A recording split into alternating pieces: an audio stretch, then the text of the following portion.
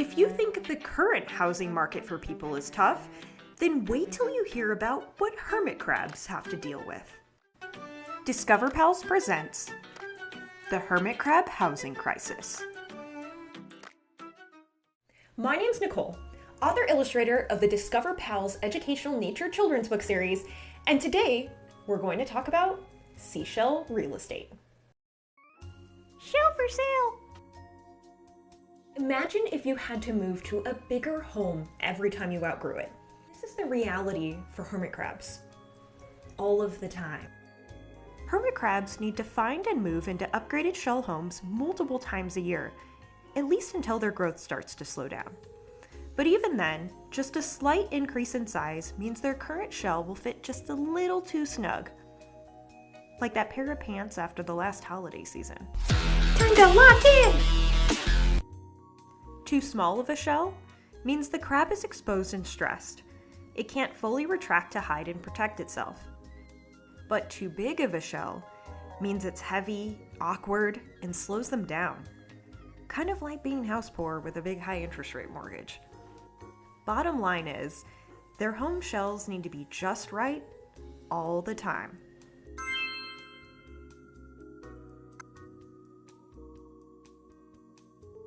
So why is this?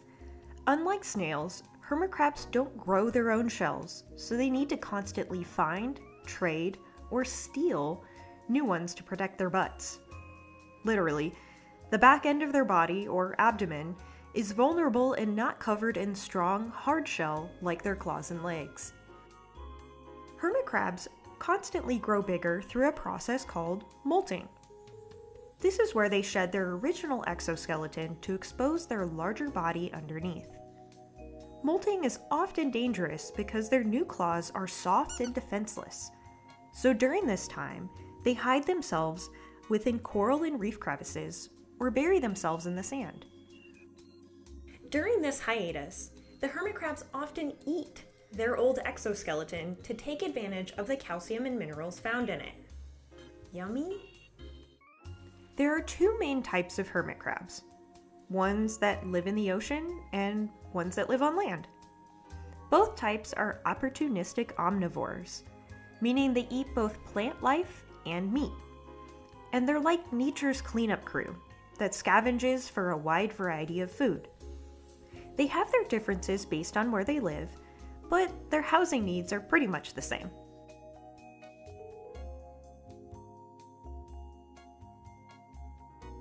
Hermit crabs look for desirable home qualities similar to how you might prefer tile over carpet, or maybe a big walk-in closet.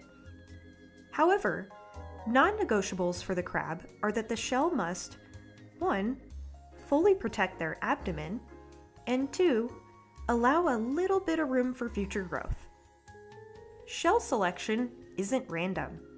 Some hermit crab species prefer shells from specific kinds of snails, and some even decorate their shells with stinging anemones for extra defense.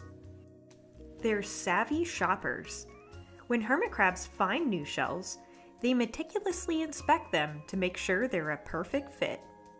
Sometimes, the house hunting process is a social affair where hermit crabs will trade or gift shells to others. They'll sometimes form a vacancy chain where they line up and swap shells in order of size.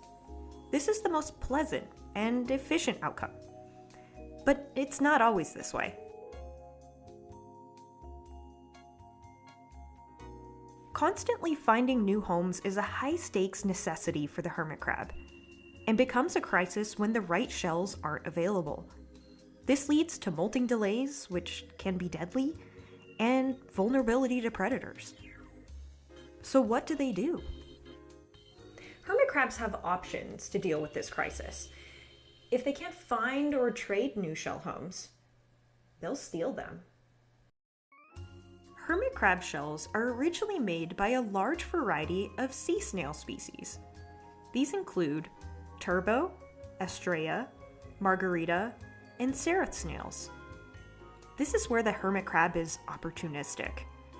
With no vacant shells available, or none that are just right, hermit crabs will kill and evict sea snails from their own shells. But the stealing doesn't end there. Other hermits are fair game too. Hermit crabs hold fierce battles over perfect shells, with the loser often left homeless or even eaten by their opponent.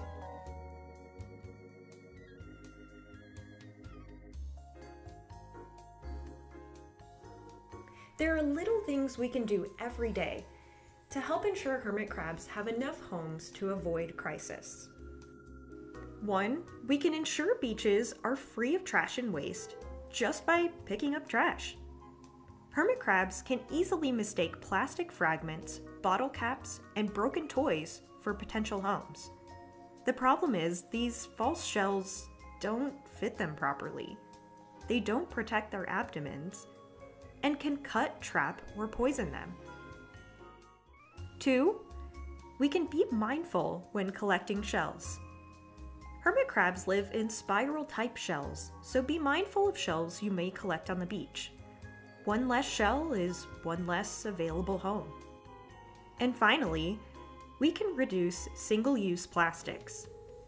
Reusable utensils and cups are a small way to help prevent a big problem.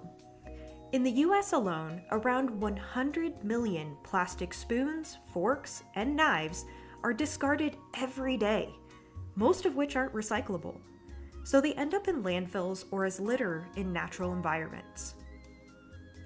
But together, we can take small steps to make a big impact to ensure hermit crabs stick around for generations to come. And if you'd like to share the hermit crab with your kid or a kid you know, please check out my children's book, Reef Pals, Wonders of the Reef, where you can find Hermie, the hermit crab, hidden on every single page. It's available on Amazon and at my website at reefpals.com.